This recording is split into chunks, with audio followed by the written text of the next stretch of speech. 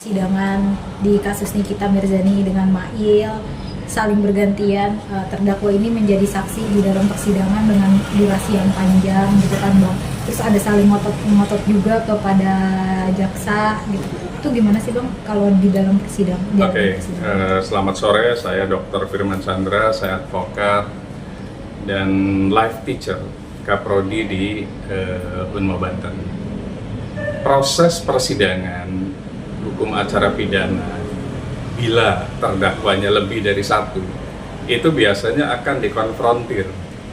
Bahkan kami pernah menghandle kasus terdakwanya 5. Jadi nanti gantian tuh, yang ada di tengah siapa, yang ada di kursinya kuasa hukum siapa, itu gantian-gantian. Goalnya apa? Goalnya adalah mencari bukti material, kebenaran. Betul nggak sih dakwaan yang sudah didakwakan oleh jaksa penuntut umum kepada terdakwa A, terdakwa B, dan seterusnya kalau lebih dari 2. Saling mengkonfrontir, dan itu tidak bisa disetting karena mereka biasanya rutannya berbeda, apalagi beda jenis kelamin. Yang satu perempuan, satu laki-laki, otomatis mereka akan dihadirkan di saat yang bersamaan tanpa ada settingan gitu. Itu kalau menurut kami secara hukum acara pidananya. Jaksa akan bertanya, majelis hakim akan bertanya, kuasa hukum akan bertanya, dan juga terdakwa akan bertanya. Konsistensi itu adalah jawabannya. Misalnya, majelis hakim menanyakan, apakah Anda melihat bukti transfernya misalnya? Jawabannya harus sama dengan jaksa bertanya dengan pertanyaan yang sama. Kuasa hukum pun bertanya dengan pertanyaan yang sama. Itu jawabannya harus konsisten. Tidak boleh berbeda. Jangan sampai jawaban ke majelis hakim tidak, jawaban ke jaksa iya, jawaban ke kuasa hukum tidak. Nah, itu tidak konsisten. Jadi betul pada saat sebagai saksi itu stres, itu pasti. Makanya pada saat sebelum memberikan kesaksian, upayakan berdoa dulu supaya konsistensi itu tetap terjadi.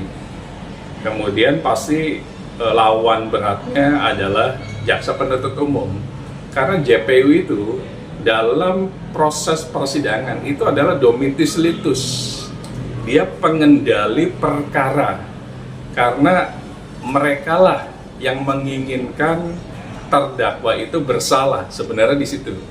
Karena apa? Sudah membaca surat dakwaan dengan dakwaan yang lebih dari satu tuh, ada primer, ada subsidiar, mungkin kalau ada lagi lebih subsidiar atau tersier.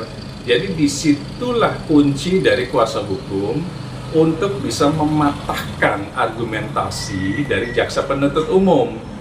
Argumentasi secara akademis, jangan argumentasi secara emosional. Karena apa? Bukti material, fakta persidangan itu penting untuk dibuatkan dalam bentuk pledoi kalau kuasa hukum. Kalau jaksa penuntut umum berarti dalam bentuk tuntutan nantinya. Jadi sekarang sesi yang ada adalah sesi kesaksian dari jaksa penuntut umum.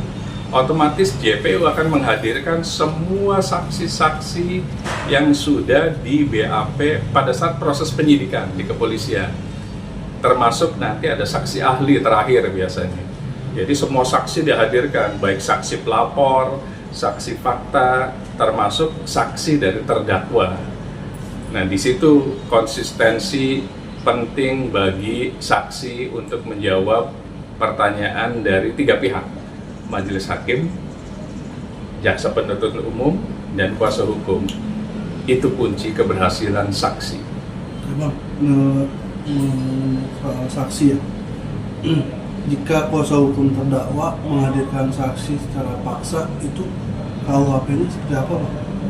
Tidak ada saksi secara paksa. Jadi saksi yang dihadirkan oleh jaksa penuntut umum, ini kan masih sesi jaksa penuntut umum, itu adalah saksi-saksi yang sudah di BAP pada saat proses penyidikan di kepolisian. Artinya saksi ini bukan saksi tiba-tiba datang gitu kan, tapi saksi yang sudah di BAP di penyidikan. Jadi tidak ada keterpaksaan karena sudah dihadirkan sebelum di pengadilan.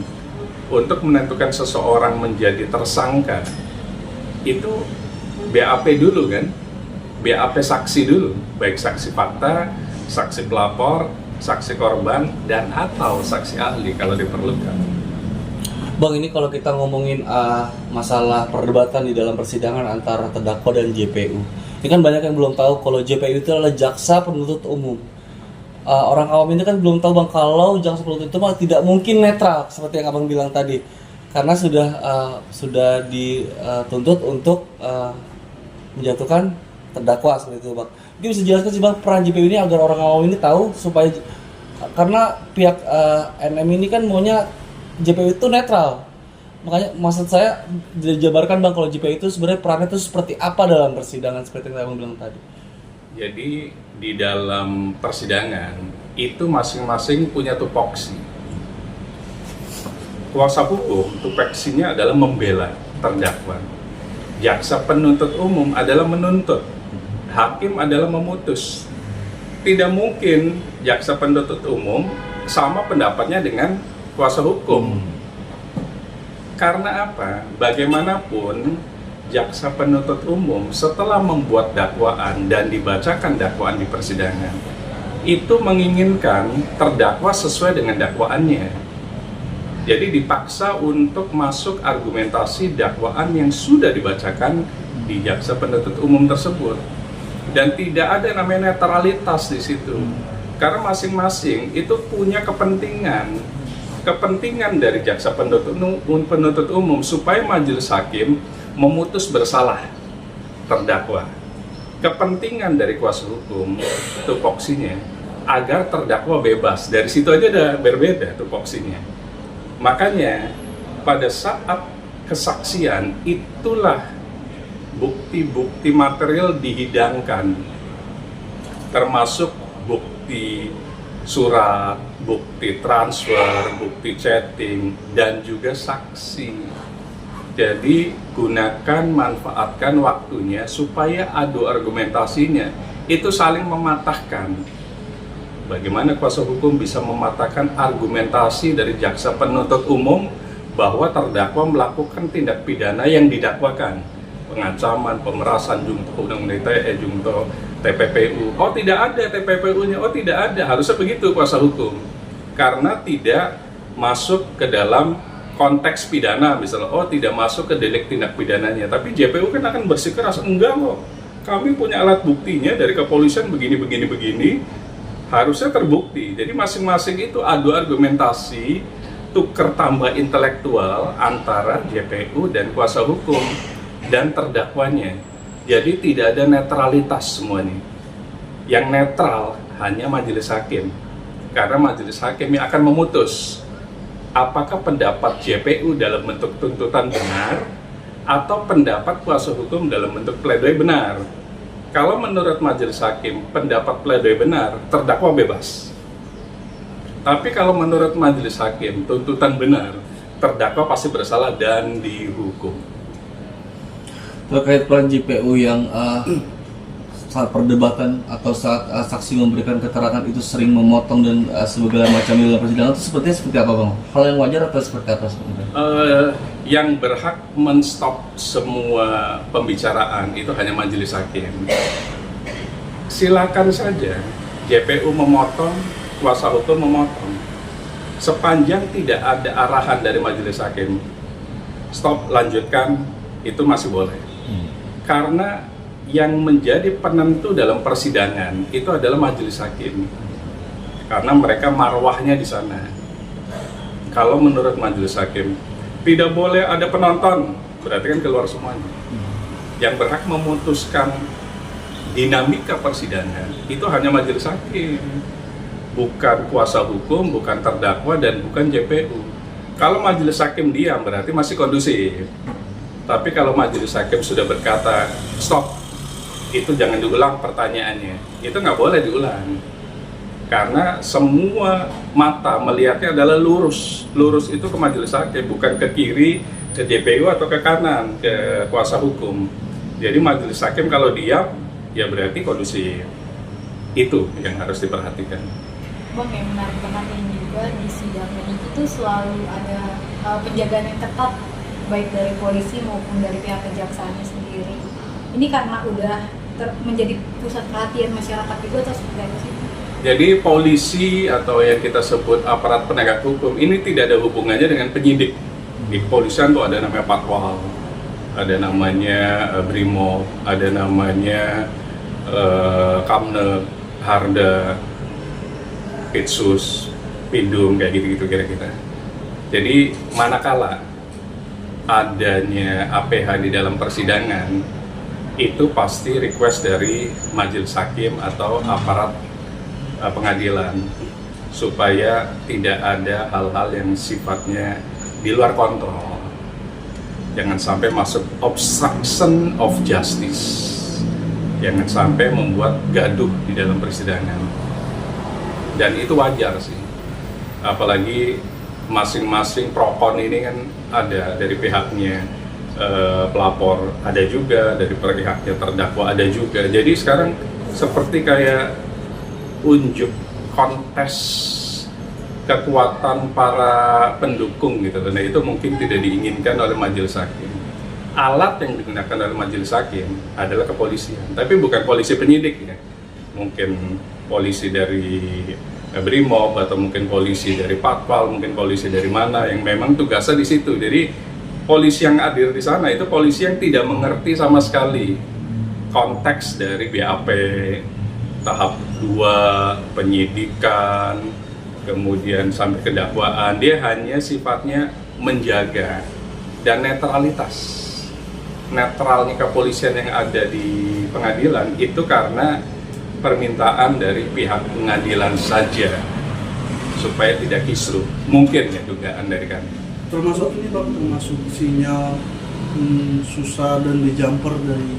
Kalau sinyal susah atau enggak, itu kalau menurut saya sih logikanya ya, dalam satu wilayah kelurahan ada 2 BTS misalnya, karena semakin banyak orang yang memerlukan sinyal, akhirnya mati sendiri mungkin.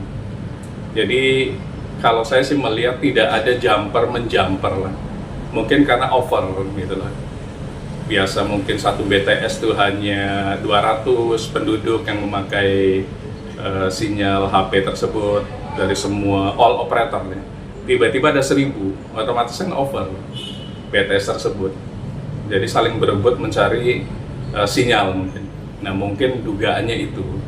Karena ini bukan kasus yang seperti permasalahan negara, kemudian kasus korupsi yang merugikan perekonomian keuangan negara. Ini kasus biasa, cuma karena pendukungnya masing-masing banyak, jadinya menjadi sedikit kisruh dan sidang ini ada penjagaan dari kepolisian. Bang, terakhir dari saya, ini kan kita kembali lagi terkait penjagaan. Di sisi lain, terdakwa ini kan dijaga dengan sangat ketat sampai ke mobil kejaksaan tinggi untuk diantar pulang ke kejaksaan tinggi. Tapi di sisi lain kan terdakwa sendiri ada hak untuk bicara, Bang. Nah ini penjagaan ini biasanya diminta dari kejaksaan tinggi langsung apa dari persidangan atau seperti apa sih, Bang? Di sisi lain kan terdakwa ada hak untuk bicara. Iya, semua penjagaan itu pasti dari aparat penegak hukum. Karena terdakwa sekarang sudah milik dari jaksa.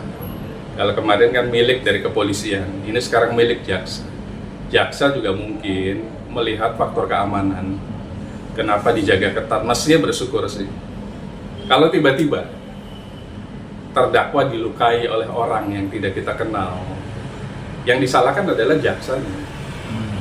Jaksa yang terlalu konyol, tidak menjaga terdakwa.